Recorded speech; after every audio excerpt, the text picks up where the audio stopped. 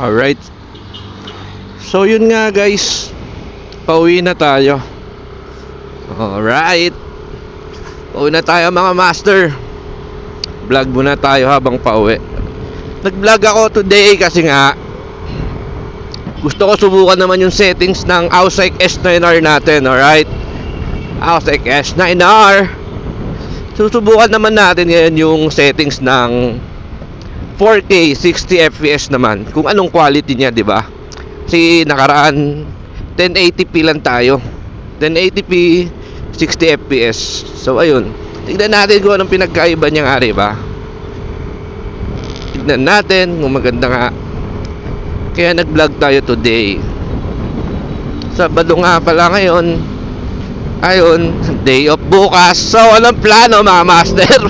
Sunday tomorrow. Oh, bike big, naka Z4. Hello kaibigan, paalam. So ayun, dito tayo dumaan sa may bandang Imus, Cavite. Dito tayo dadaan tayo sa ano, mini Cabiang ng Dasmariñas, di ba? Alright, makikita nyo mini Cabiang ng Dasma. Dadaan ako dito kasi nga wala lang, medyo mahaba-haba pa uwi. Chill lang.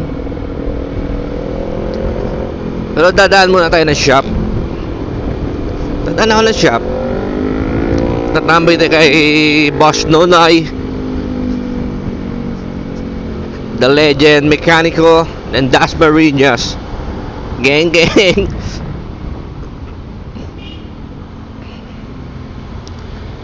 Kasi doon ako nagpapagawa lagi kay Boss Nonoy sa shop niya, para matest natin yung 4K 60 fps na resolution.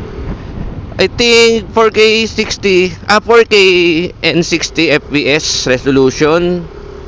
Mukhang maganda nga siguro naman to. Kaso nga lang malaki-laki ata sa ano to, sa memory, di ba? Siyempre, mas magandang resolution, mas malaking memories yung kakainin nito, di ba? So ayun, pero try pa rin natin to para makita natin yung quality. Right, di ba?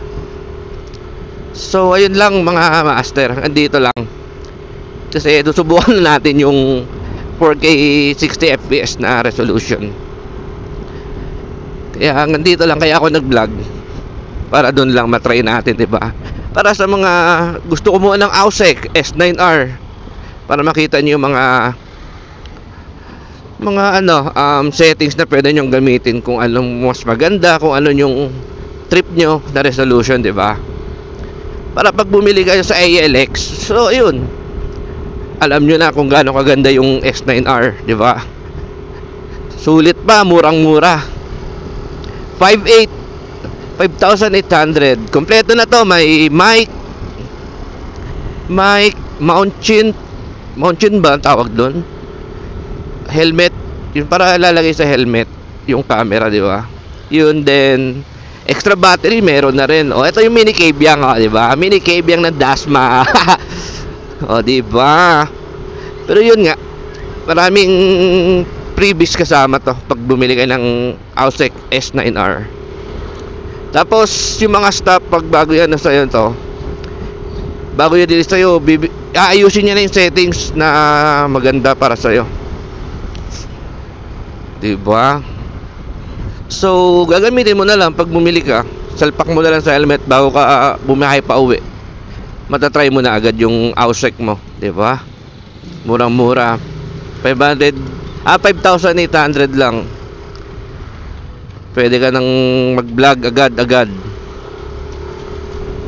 Plug and play na lang to. So ayun, nandito na lang talaga ang ating vlog mga master. Salamat na marami. Peace out.